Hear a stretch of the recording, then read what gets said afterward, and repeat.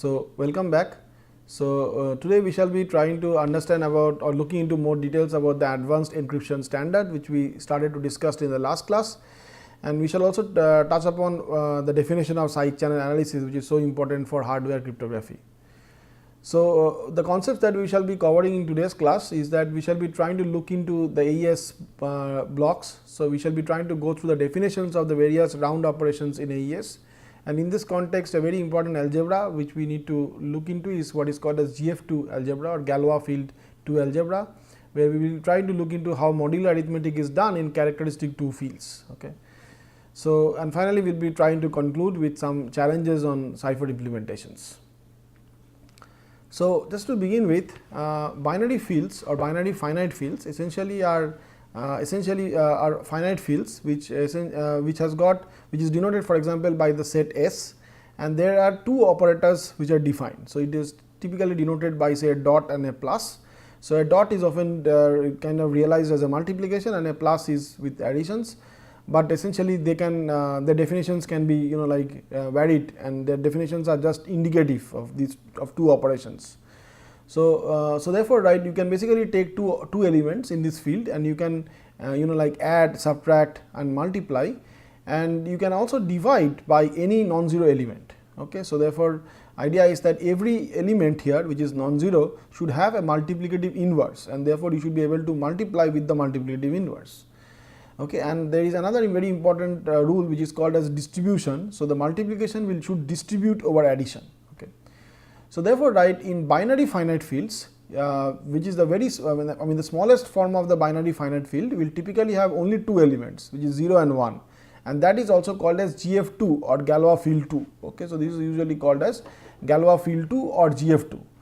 Now, there is an extension of this field which is called as GF2 power of m, which is essentially nothing but an m bit extension of GF2. Okay. So, therefore, here the 2 to the power of m is often the number of elements in S, and why it is very important to study GF2 based arithmetic or GF2 based algebra is because of the fact that various cryptographic algorithms, like for example AES, is reliant or constructed using binary finite fields. Okay. And partially it is done because of its efficiency. Okay. Like that if you, for example, have a GF2 arithmetic, then you basically can have only a single bit to indicate that data. You can either be, it can either be 0 or it can be either be 1. A GF2 power of m element can be realized likewise by an m bit register. Okay. And therefore, you essentially have a very compact representation of an element in this finite field. Okay. So, and also, right, as we will study is that when you are, as we have also studied in our previous discussions, is that when you have got GF2 arithmetic, then many of the underlying arithmetic becomes efficient, becomes implementation. For example, if you remember, like when we were doing addition, then GF2 based additions can be done only by exclusive odds. Okay. Likewise, a squaring was very easy to implement. You just needed to interpose zeros in between, and you essentially had this basic squaring done, right. Of course, you had to do the final modular reduction, and also the final modular reduction when you are doing a modulo with an irreducible polynomial can also very efficiently be realized by only using exclusive odds. Okay. So, therefore, right, binary finite field based circuits are amenable to efficient implementations, and that is also one of the reasons why we have got very efficient architectures for the AES algorithm. So, therefore, right, if you really want to understand, again I will be resorting to the stick diagram which I cited in my last class. Okay. So, if I want to, for example, look into this, then there are certain weird things which happens in GF2 based arithmetic which we have which we have to get used to. Okay. For example, suppose if I ask you, right, what is x plus x? Okay. So, the usual answer could be 2x, right, but in Galois field arithmetic, when you are doing x plus x, since the plus is nothing but exclusive odd, you essentially have 0. Okay. So, that is a very weird result which you get. Okay. So, likewise, right, there are certain things which will change when you are essentially doing your algebra in GF2 arithmetic. So, it is important to get used to this difference in algebra. For example, if I ask you to calculate x plus 1 square, okay, the usual answer is x square plus 2x plus 1, but when you are doing in GF2, then this 2x is 0. Okay. So, because 2 is 0, because you are doing modulo 2 arithmetic. Okay. So, therefore, the result will be x square plus 1. Okay, so therefore x plus 1 whole square is nothing but x squared plus 1. Okay, likewise x plus 1 whole to the power of 4 will be only x to the power of 4 plus 1. Okay, so therefore, right, I mean the things will change slightly. Okay, therefore in the old ways, when we are, for example, having, when we are doing our computations, like then essentially what happens is that suppose you are doing say multiplication of two polynomials, or if you are adding two polynomials, right, then typically the things keep on increasing. Okay, but when you are essentially operating on finite fields, as the name suggests, it's finite, you have to do something which is called as a modular operation, right, so that essentially the field essentially has got finite number of elements. Okay, so therefore, right, usually as we have also discussed probably previously, is that usually these elements of the field or the finite field are represented as polynomials. Okay, so these polynomials are in X, and the coefficients of the polynomial are taken in the base field. That means, like, if I take a field of gf2 to the power of m, then an element in gf2 to the power of m can be represented by an m-bit register, or equivalently in terms of polynomial, it can be represented by a polynomial of degree m minus 1. Okay, so therefore it can increase from the degree can be from a constant term to m minus 1, and the coefficients of the polynomial are elements of gf2. That means they can be either 0 or they can be either 1. So when you want to operate on two such polynomials, and suppose you want to multiply two such polynomials, there is always a chance that the degree will exceed m minus 1, right. So if you want to bring it back to the field, therefore you need to do an modular operation, and the modular operation is done usually by applying or taking an irreducible polynomial which has got degree of m. Okay, and therefore once you do a reduction, that means you divide it and take the remainder, that means you take the resultant polynomial, divide by this irreducible polynomial which has got degree of m, then that would imply that the remainder has always degree which is less than m. Okay, that means the degree has the degree of the remainder is always maximum m minus 1. Okay, and therefore the remainder belongs to the field. Okay, so if you understand this, right, essentially you have basically understood the crux of GF2 arithmetic or finite field in general.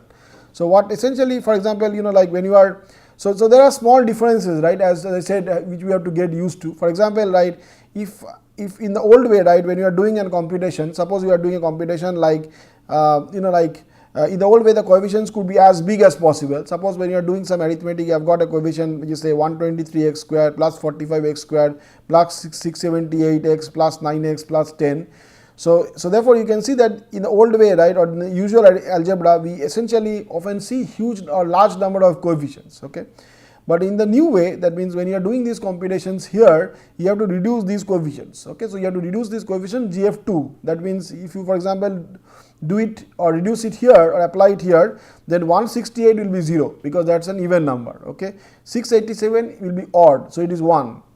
Likewise 10 will be 0. Okay, so therefore you will be left with only x. Okay, so therefore the in this in this algebra you will always have terms like x squared plus 1 or x squared XOR 1 also, alternatively as it is written, or we will have x squared and so on. Okay, so for example here if I want to do say x squared, so here as it is shown here, right, I mean you can see that I have got 123x squared. So the 123x squared is being written as x squared, that is 1 into x squared. Likewise 45x squared is nothing but 1 into x squared. 678x is like 678x, as you can understand, this is an even number, so therefore this should go away. Okay, and 9x plus 10 will be again x plus 1. Okay, because this is essentially your odd number. Okay, so likewise you can do this simplification, and finally you will be left with small coefficients. Okay, so finally here you have got only say like small coefficients, then the coefficients belong to either 0 or 1. Okay. So one important observation is also that in the new way or in the new definition, addition is same as subtraction. So therefore if you are doing say x XOR x, that is same as doing x minus x, and that is 0. So therefore addition and subtraction are same in both the cases, they are equivalent. Okay. So therefore right here this arithmetic is often understood by a clock arithmetic. So it's basically modular arithmetic. For example, if there is 4 o'clock, if I add 10 hours, then we say it's 2 o'clock. Okay, because we are doing implicitly a modular 12 operation. Okay, so likewise, right, when you are this is essentially called as modular addition, and like typically we also call that as developing a special group which is called as a finite field. Okay. So therefore, right, it is, so we can probably take this example to understand the advantage of such kind of modular operations. Suppose I take a polynomial x to the power of 7 plus x to the power of 5 plus x cube plus x. Note that this polynomial is in gf2 to the power of 8, because as I said that when you consider gf2 to the power of 8, then that would imply a polynomial which has got a degree of maximum 7, okay, and therefore this belongs to gf2 to the power of 8. Let me take another polynomial in gf2 to the power of 8, say x to the power of 6 plus x to the power of 4 plus x squared plus 1, and then I multiply them. If I multiply them, of course I will get terms which has got degree, say 7 plus 6, that is x power of 13, okay. Now you can see that this final result, right, is quite big. So for example, I have got x to the power of 13 plus 2x to the power of 11 plus 3x to the power of 9 and so on till plus x, okay. So therefore, when you are doing modular arithmetic, we would like to reduce it and bring it back to the field, okay, and therefore you need a polynomial which is called as an irreducible polynomial, okay. And the other thing which you also need to ensure is that these coefficients are in gf2, okay. So therefore, what we do is that we try to, like, take a polynomial. For example, a usual polynomial here would be, say, x to the power of 8 plus x to the power of 4 plus x to the power of 3 plus x plus 1, and then we want to ensure that the result is brought back to the field, okay. So again, to understand how we do this modular operation, let us take a very simple operation, okay. Let me take a bx, where bx is nothing but b7 x to the power of 7 plus b6 x to the power of 6 plus b5 x to the power of 5 plus b4 x to the power of 4 plus b3 x to the power of 3 plus b2 x squared plus b1 x plus b0, and then I multiply it with x. Note that if b7 is 1, then I get b7 x to the power of 8. Now the moment I get b7 x to the power of 8, I know that this element does not belong to the field, because the degree exceeds 7. So therefore, we have to basically make it smaller and we have to bring it back to the field, okay. And therefore, the usual way of doing that is by taking this polynomial and dividing by this polynomial, which is mx, x to the power of 8 plus x to the power of 4 plus x to the power of 3 plus x plus 1. Now this is an irreducible polynomial, okay. So what I do is that this is something like I do a modular arithmetic, like what we do in modular arithmetic. Here also, when we work with polynomials, we do exactly the same. So I take this polynomial, divide this by this polynomial, and I get the remainder. The final remainder is being shown here, and this remainder essentially belongs to the field, okay. So therefore, the final why it belongs to the field, because you can see that the maximum degree here is 7, okay. Therefore, this belongs to the field. So therefore, right, I mean, so therefore, like, what you can do is that rather, rather working with polynomials, when you are trying to think about implementations, a better way is to realize that is in the form of registers. So what you can probably do is that, suppose I have got a polynomial like x to the power of 4 plus x to the power of 3 plus x plus 1, I can represent them by a by a register which has got 8 elements, okay. For example, here the elements would be 0 here, because this degree is 0 here, it is not there in this particular element. Likewise, x to the power of 6 will have a coefficient of 0, x to the power of 5 will have a coefficient of 0, x to the power of 4 will have a coefficient of 1, okay. Likewise, you will have x cube plus 0x squared plus 1x plus 1, okay.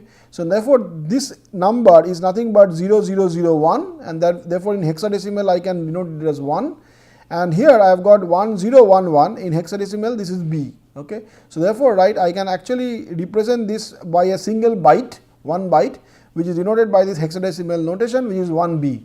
So therefore, 1b also stands for this polynomial. So therefore, what we will probably try to write now is that we will try to work with, say, these numbers 1b, and when we are operating with 1b, whether we are multiplying, adding, right, we will basically implicitly we will be doing finite field operations, okay. But this gives a very nice compact representation of a gf2 power of 8 element, okay. So therefore, right, when we are trying to say, when we are trying to construct a field, a very important property of being a field is that every non-zero element should have a multiplicative inverse. That means, suppose if I give you this 1b, which is essentially standing for this polynomial, there should be an element with which if I multiply, I get back the multiplicative unity, which is 1, okay, which is nothing but the polynomial with one single constant, that is 1, okay. So therefore, right, I should be able to find out this corresponding element, which if I multiply, I should get back a 1, okay. There are different ways, as we have studied in the last class, of computing multiplicative inverses. You can apply Euclidean algorithm or any other algorithm for that matter. But we should also understand that when you are like realizing it for a small field like for AES, which is realized on GF 2 power of 8 arithmetic, you don't need to apply the a general algorithm for computing the inverse. Okay. So, one very naive way would be, let me store all the inverses, let me store all the multiplicative inverses for non-zero elements, and that would mean that I need only 255 storages, right, because I need storages for 255 elements, and I can get the corresponding inverse in order one time, right. I can just get directly the inverse, and I can do that with a small amount of storage. So, therefore, right, I mean, let us try to understand how the substitution box or the S-box of AES looks like. Okay. So, if you have understood how to or rather the idea of multiplicative inverse, then the representation of the S-box becomes very easy. Okay. So, what you do here is by two steps. So, therefore, suppose that in the S-box you essentially have an input A, okay, and if I apply G of A, then I get A inverse, which is the multiplicative inverse. And likewise, the next step which you do after computing GA is to apply an affine transformation. So, the affine transformation is done by taking the result of A inverse, which is denoted as A7 to A0. Note that this register stands for an element in GF 2 to the power of 8, and then I apply a matrix, I pre-multiply with a matrix which is fixed, and then I add another matrix. Okay. So, therefore, I get like a corresponding result, and therefore, the final result is essentially the corresponding output of this affine transformation. Okay. So, for example, therefore, if I want to calculate, say, the S-box of 58, so note that 58 stands for the hexadecimal notation of 5 followed by 8. Okay. So, it will be basically 0101, that stands for 5, and likewise your 8 will be 1000. Okay. So, 1000. So, therefore, if I take this, then first I will calculate the multiplicative inverse of this, which is essentially here 18. Okay, and you can calculate that if I multiply 58 with 18, okay, and then apply the modular as a modular polynomial, that modular polynomial, which is essentially x to the power of 8 plus x to the power of 4 plus x to the power of 3 plus x plus 1, then I should get back 1. Okay, I should get back 1 here. And finally, right, I apply the finite the affine transformation, which is shown by this matrix plus this vector, and then I get the result, which is 6a. So, that means 58 will get mapped into 6a. Okay. So, this mapping is predetermined in case of AES. That means this S-box, either you can like pre-calculate this and store in the form of a table, and the size of the table, as you can easily understand, will be of dimension 256, because there are 2 to the power of 8 possible inputs that you can give to this S-box. It operates on 1 byte of information.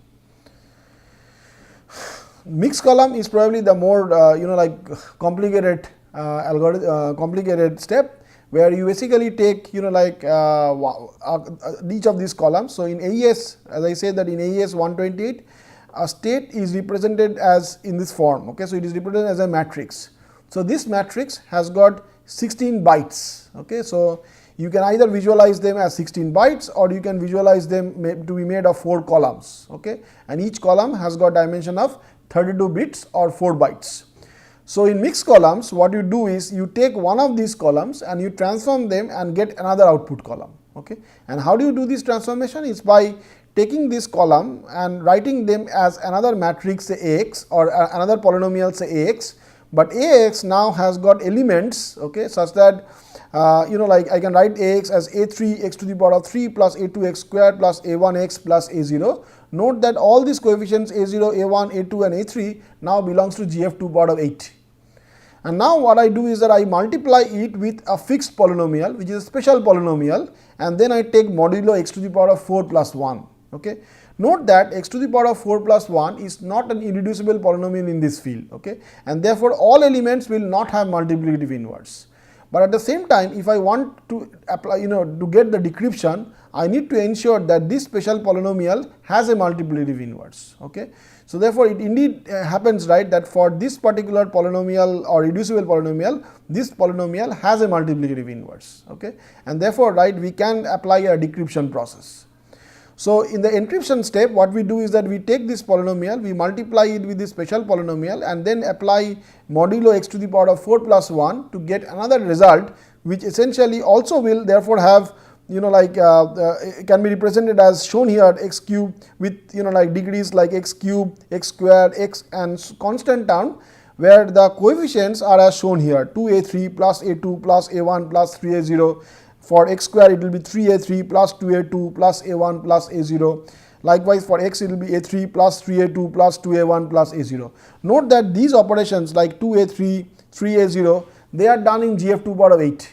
They are not integer multiplications. Okay, so therefore, when you are doing 2 into a3, that means you are multiplying 2, which stands for the polynomial x, with a3, which is the element in GF 2 power of 8. That means you can represent a3 as to be made of like a register which has got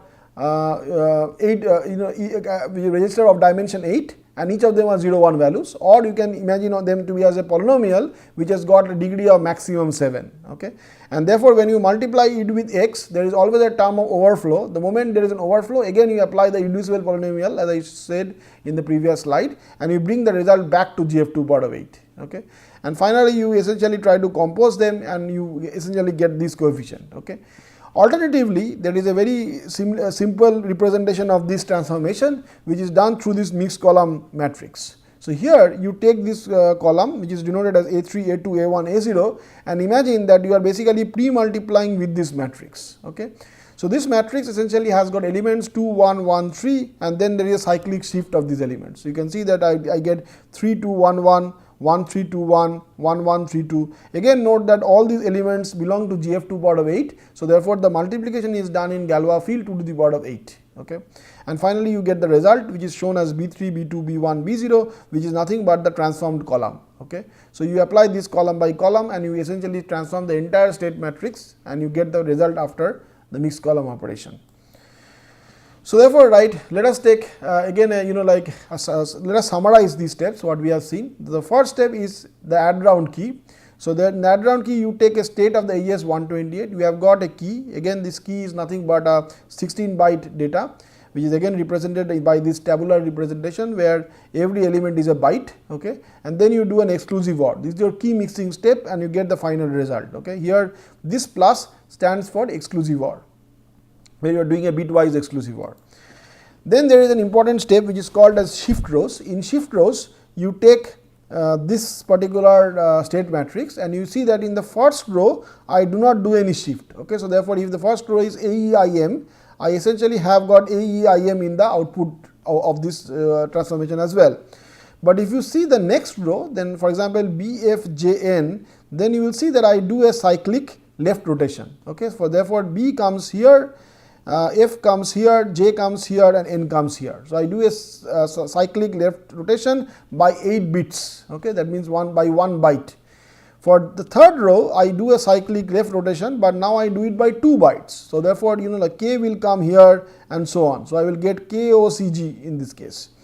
The final row essentially is done again a left rotation, but now it is by 3 bytes. Okay, you can alternatively think of this as a right rotation by 1 byte as well. Okay, so therefore DHLP will therefore come here as D will come here, H will come here, L will come here, and P will come here. Okay.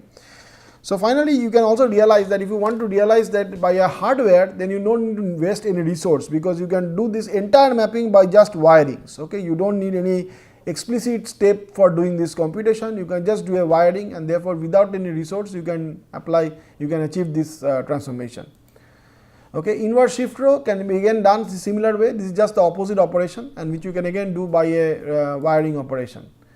Finally, you have got the mixed columns. As I said that for the mixed columns, you basically have to realize this column transformation, where you take this column, apply this matrix. So this matrix is what I just now described, where you have got elements in GF 2 to the power of 8, and you have to multiply or pre-multiply this matrix with this column to get the final result shown here as capital E, capital F, capital G, and capital H. Okay. So likewise, as I say that the matrix is chosen in a way so that it has got an inverse, and therefore this is the corresponding inverse, which you can see is slightly more complicated than the forward transformation. And then once you have got this right, you essentially can again pre-multiply with the result, and you should get back the original data. So here, as you can see that I have taken this input and again got back this, so this should give me back the original data. Okay, the hardware implementation can be done in a similar way as the mixed columns. Okay, and we will be studying this in the next class of more specific details about these implementations. Finally, as I said, the byte substitution or the S-box, which provides confusion, is a nonlinear transformation. So here you do an affine inverse, you do an X inverse computation in GF 2 power of 8 followed by an affine transformation. For 0 as an input, then you assume that 0 is the corresponding inverse of it. As the inverse is not defined, we make a special case for that and say that okay, the inverse of 0 is 0, and then I do a final affine transformation on that. And finally, this is the affine matrix as shown here. These matrices or vectors are predefined and pre-designed, and therefore I can define the transformation for AES S-box or byte substitution.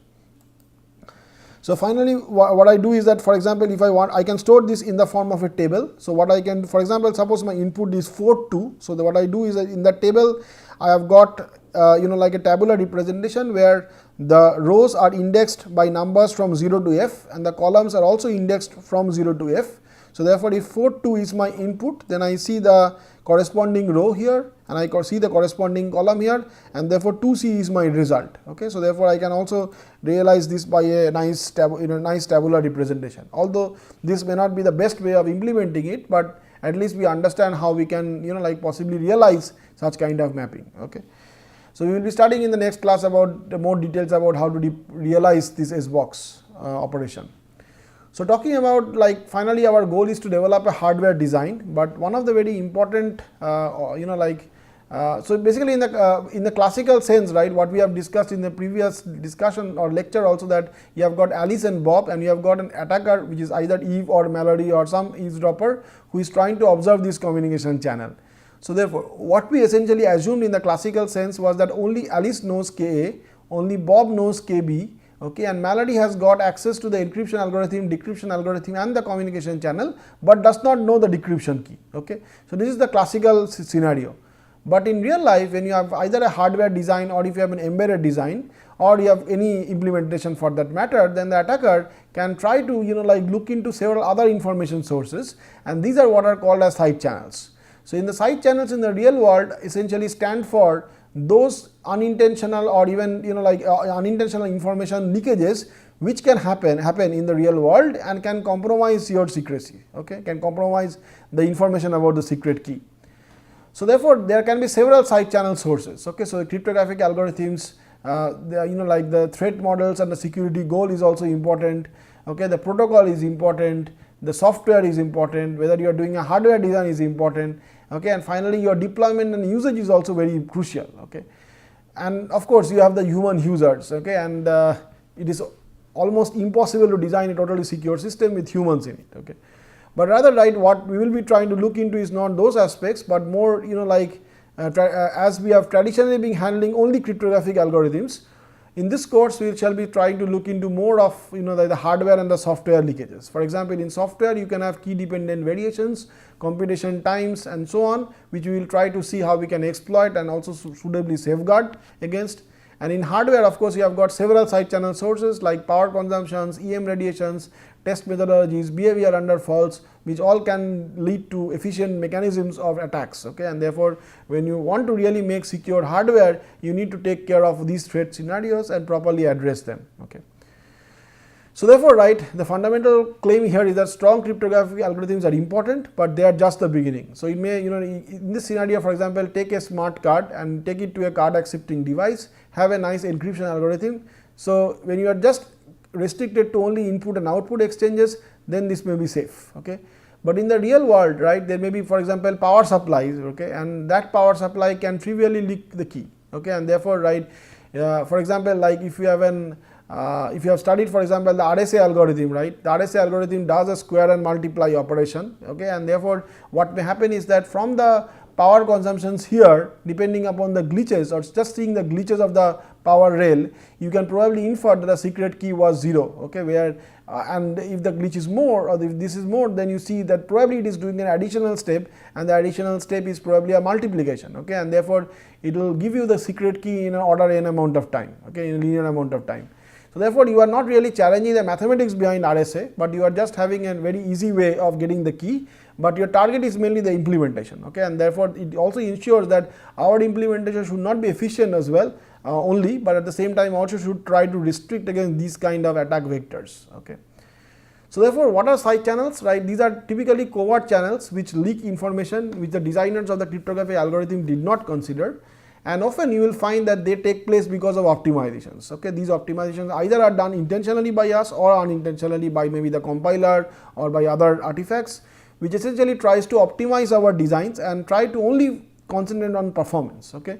For example, when you are trying to realize a square and an exponential algorithm which you want, for example, for RSA, the reason why you have square and multiply is because of efficiency, right? You have an if-else structure so that you ensure that you get the result in a very efficient manner, and that is precisely the thing which you target in side channels. Okay. So therefore, the optimizations are often like what are targeted by a side channel adversary. So therefore, our optimization should also take care of such threats if you really want an end-to-end security.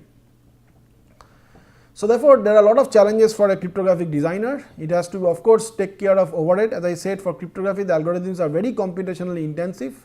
If you are talking about symmetric key algorithms, there are a large number of rounds. It uses nonlinear Boolean functions which needs to be suitably implemented. Asymmetric algorithms often operate on large numbers. It performs complex mathematical operations, so we need to make them efficient. So therefore, there are definitely the usual challenges of performance, size and power. But to make it more interesting, you also have to tackle information leakages through covert channels like side channels. Okay. And therefore, if you really want a secured implementation, you need to have an end-to-end spectrum of things. Okay. So again, I would like to stop here, and again, this is my usual reference for this part of the lecture. And what we have essentially discussed today is that we have discussed about AES. We have looked into the AES steps like add round key, byte substitution, shift rows, mixed columns, and also essentially discussed that these sub operations are defined in the finite field GF2. We also discussed about what are side channels, and we kind of reflected that if you really want to have an end-to-end cryptographic hardware, then you also need to look into not only performance but also these threats. Okay. And that essentially we will see in the following classes of how to slowly address on. We will try to understand not only the attacks but also how to counter them in the future classes. Okay. So with this, I would like to thank you for your time.